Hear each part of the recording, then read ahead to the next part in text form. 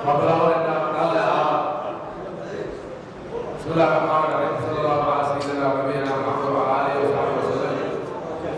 gudoomiyaha golaha wakiilada, gudoomiye koowaad ee golaha wakiilada, gudoomiye labaad ee golaha wakiilada, madaxweynaha xildhibaanada golaha wakiilada, wasiirka wasaaradda maaliyadda iyo tiimka la socda, howlwareennada golaha, martisharafka iyo saxaafadda. Assalaamu calaykum waraxmatullaahi wabarakaatu. Waxaan gudoomiye madaxweynaha maanta oo taariikhda bisha labaad fadhiga afartanaad fadhigiisa koob iyo labaatanaad warka fadhiya waa koob iyo afartan fasax iyo jiro waa afar naashuna waa koob iyo laba waxayna kariimka dad gudoomiye waa ku soo dhaweynaya si ay ugu soo maadmeedka ku soo dhow. Assalaamu calaykum warahmatullahi wabarakatuh. Wax wanaagsan. Saaka waxaan gelaynaa qolkii sababta fududeeda miisaaniyadda oo kalfadhi ku magacaban yahay wasaaradda dowladda waxaan rajaynayaa inuu yahay ugaarta qaybiya wasaaradda oo bixitaanka siiso intaa wixii ka dambeeya soo haray si ku soo dhow.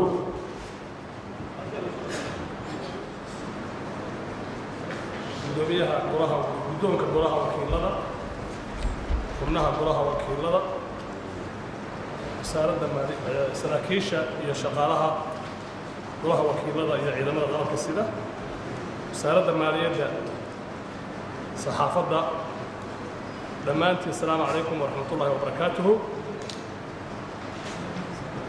mudanayaal, maanta sharaf bay noo tahay inaannu halkan idinku nimaadno iyadoo aanu halkan ku soo gudbin doonno miisaaniyaddii 2018 ku guddoomiyaha golaha wakiilada dowladda Puntland ujeedada soo gudbin miisaaniyadda dowladda Puntland sanadka 2018.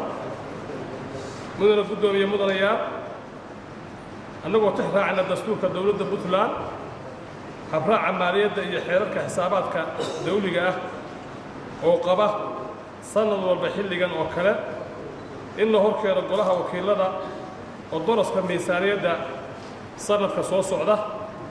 waxaa sharaf weyn ii ah in aan maanta oo taariikhdu tahay 4 Disembar 2017 aan halkan idinku soo gudbinno oo daraska miisaaniyadda sanadka 2018.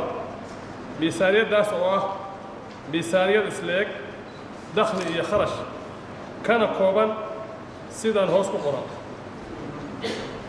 qodobka koowaad waa dakhliga gudaha, labo dakhliga dowladaha hoose oo 7 degmo ah, 3 mashaariicda bangiga adduunka, 4 mashaariicda qaramada midoobay. shaxda hoos ku qoran waxay muujinaysaa koror dakhli oo kala ah sida tan: dakhliga gudaha oo 450,000 oo dollar, dakhliga dowladaha hoose oo degmooyinka oo ah 2,454, mashaariicda bangiga adduunka 141,958, mashaariicda qaramada midoobay 812,238, wadarta kororka 1,406,743 oo dollar. shaxdatan waa ujeedaan waa shaxda dakhliga qiyaas sanadeedkii 2017 iyo qiyaas sanadeedkii 2018 iyo sanad bileedle idinka akhrisan doona insha allah.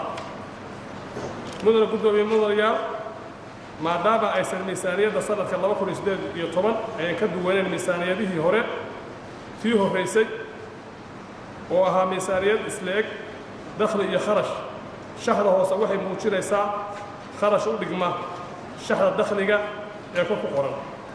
labada shaxood insha allah waa idinka soo eegi doona.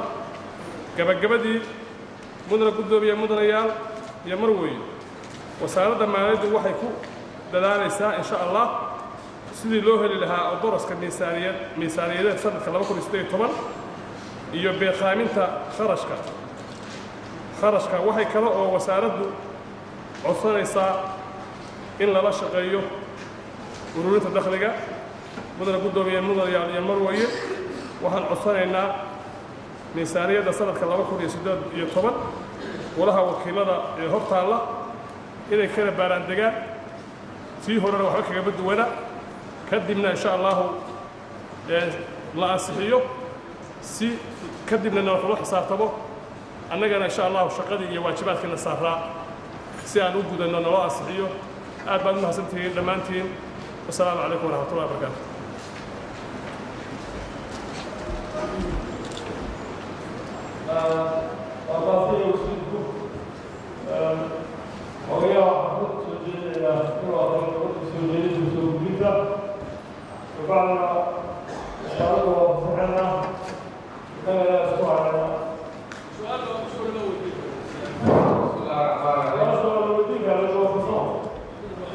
dowladda gudaha Soomaaliya dugsigeedu waa madaxweynaha dowladda gudaha Soomaaliya dugsigeedu waa 1977 Garowe November 9 gudoomiyaha golaha wakiilada dowladda Puntland ujeedada ansixinta miisaaniyadda dowladda Puntland sanadka 2018 gudana gudoomiye waxaan halkan ugu soo gudbinaynaa ansixinta miisaaniyadda dowladda Puntland 2018 oo lagu ansixiyey sidii golaha xukuumadda dowladda